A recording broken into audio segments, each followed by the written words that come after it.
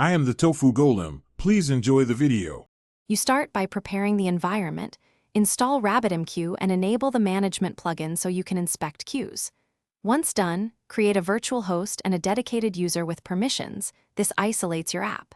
Now in your ASB, NET Core project, add Rabbitmq, client or a wrapper library, and hosting extensions so you can run background services. You do this now to avoid rework later. It ensures connection settings and credentials are consistent between development and production. Next, wire the connection and messaging patterns. Configure a connection factory section in app settings. JSON and inject it with iOptions so you can swap credentials without code changes. Implement a singleton I connection and create channels per logical unit with retry and automatic recovery enabled. This minimizes message loss.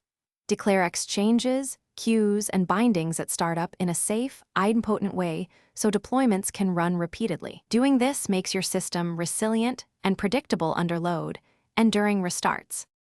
Finally, implement producers and consumers. You should run consumers inside an I-hosted service or background service and explicitly ACK or NACK messages so Rabbitmq knows message state.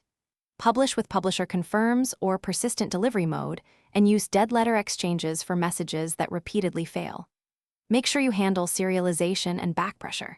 If something goes wrong, first check the management UI, connection heartbeat, and credentials. Then inspect application logs and channel errors.